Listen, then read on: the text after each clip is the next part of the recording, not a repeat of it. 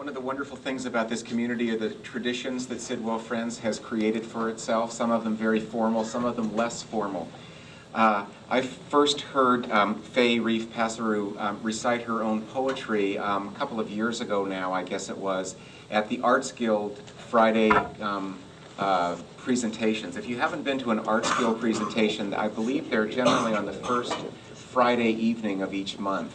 And it's like an open mic. People who feel like giving expression to something that stirs them get up and sing and act and recite and so forth. And Faye's poetry, I was first introduced to that a couple of years ago, and it's been wonderful. So reading a poem that she wrote for this occasion is Faye Reef Passeru.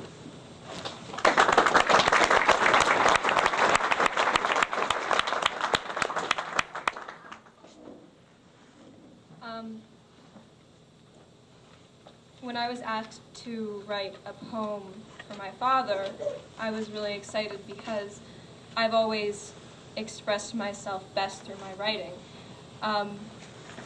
And I pretty much knew what I was going to write about. And it might sound a little strange, but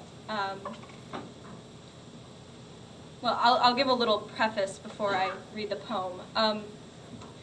My father has always been a very big Crosby, Stills, Nash Young fan. And ever since I was little, I always hear that music in my house. And when I was younger, I made it my statement, my official statement, that I hated it and I didn't want to hear it. And it was dorky old music and I didn't like it.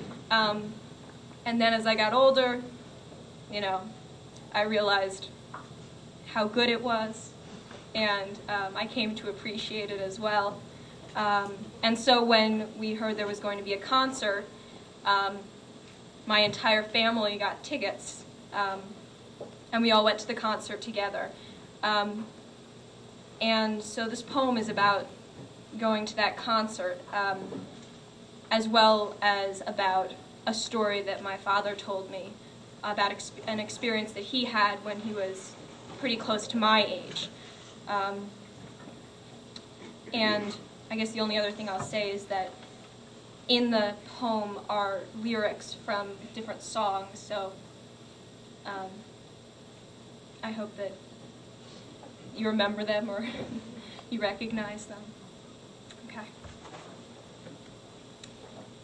At the Crosby, Stills, Nash Young concert, my mother cups my ears and hollers, "We used to think your father looked just like David Crosby."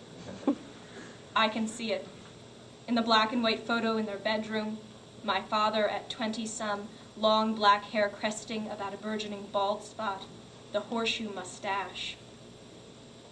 Helplessly hoping her harlequin hovers nearby and waiting a word. Grasping at glimpses of gentle true spirits, he runs, wishing he could fly, only to drip at the sounds of goodbye. The music floats up, to us in the nosebleed seats, on the sails of reefer breezes which are passing now like gales. I think I'm the only person here under 40.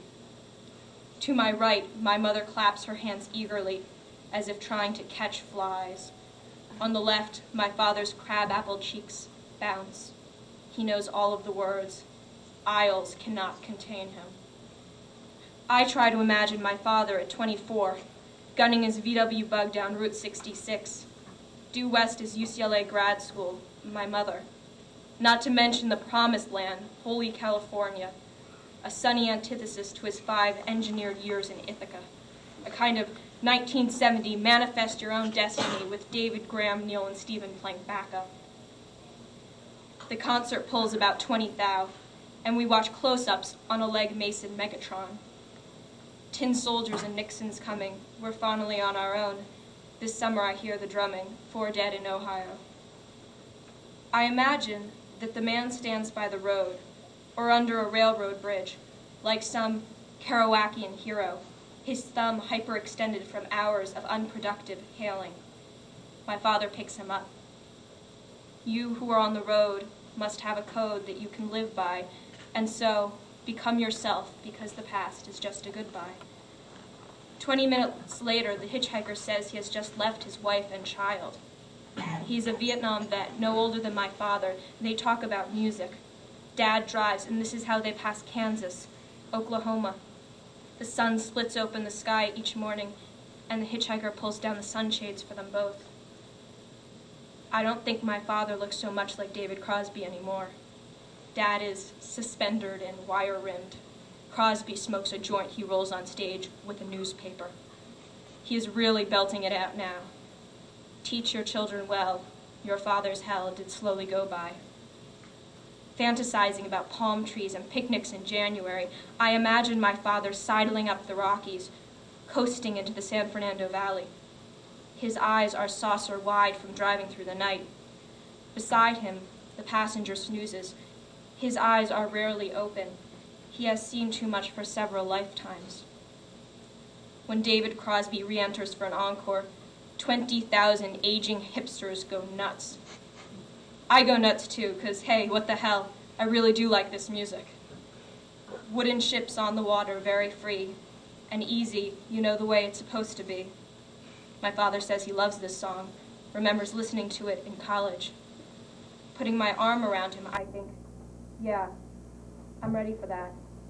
Because I am picturing my father idling into LA to the salty tune, feeling a sudden, unquenchable thirst, and yet a new, profound faith in the ocean.